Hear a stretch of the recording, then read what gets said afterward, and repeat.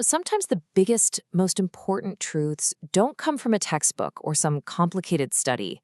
Sometimes they're hiding in a simple story.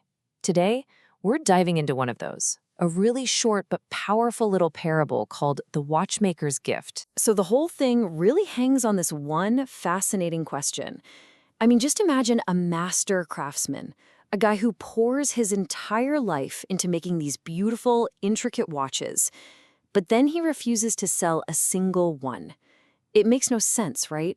So what is really going on here? All right, let's set the scene.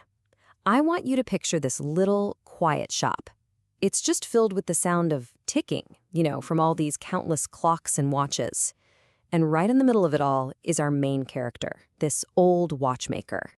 And he runs his shop with one very, very strange rule. The original story lays out the mystery so simply.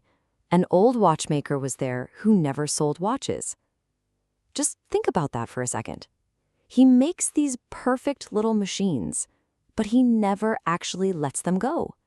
He's a creator with no customers, a shop with no sales. It just begs the question, why? And this is where it gets even more mysterious. People would wander into his shop, they'd see a watch they loved, and they'd ask the obvious question, hey, how much for this one? But he never gave them a price. He'd just give them this little knowing smile and say, not yet. Which tells you something, doesn't it? The watches aren't waiting for the right price, they're waiting for the right time. And right here, this is where we get our first really big clue. See, the thing is, these aren't just normal watches. They're not there to just tick away the seconds and minutes of your day. No, their job is something much, much deeper. We're learning about the watchmaker's whole philosophy here. Every single watch in that shop is a kind of vessel. It's not empty, it's already full. It's holding a very specific, a very important moment from someone's future. He's not just a guy who works with gears and springs. He's more like a guardian of people's destinies. And these aren't just any old moments either. They're the big ones, the ones that define a life. So, one watch might be holding a future moment of incredible sorrow, a heartbreak that hasn't happened yet. Then another one might contain that one single flicker of hope that someone is going to desperately need, a turning point that's just waiting for them. And maybe a third holds the ache of a dream that was never fulfilled.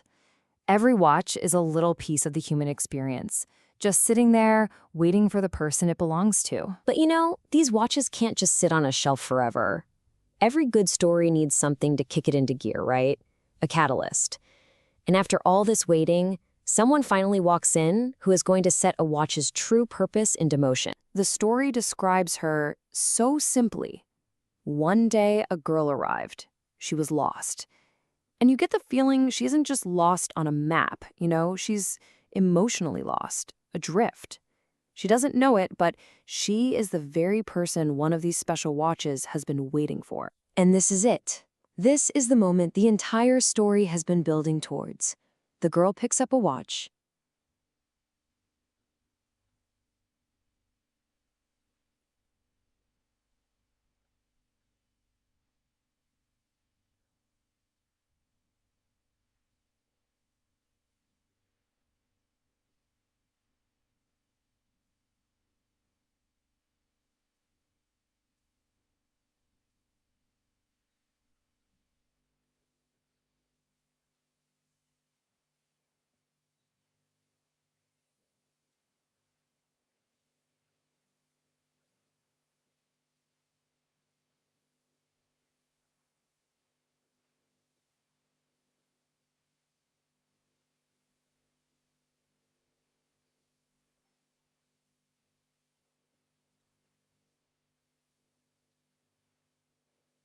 And this is it. This is the moment the entire story has been building towards. The girl picks up a watch, and with one simple motion, she winds it. But what happens next is not what you expect from a watch. This right here, this is the absolute heart of the whole story. A normal clock, its purpose is to run forward, to measure what's coming next. But this watch, its purpose is to run backwards, to heal what already was. The story says that when she wound it, it wasn't the watch that started running.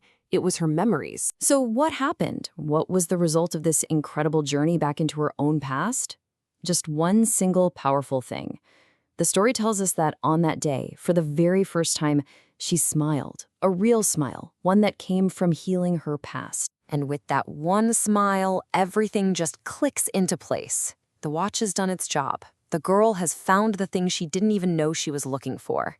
And now, the watchmaker gives her the final, most important lesson. He turns to her and he says, "Ab waqt tera hai," which means, now the time is yours. What an incredible line. He isn't just giving her the watch. He's giving her back her own time, her own future, because now she's finally made peace with her past. So when you boil it all down, what is the watchmaker's gift, really? Well, it's not about counting minutes and hours. It's about claiming a moment and making it truly yours. It's about the power of healing yourself through your own memories. And really, it's about finding what you need from your past so that you can finally move forward. And that kind of leaves us with one last question to think about. This story is telling us that time isn't something we should just passively watch tick by. It's something to own, something to engage with, something to heal with. So the question for you, for all of us, is this: what happens when you stop just counting time and you start making your time count?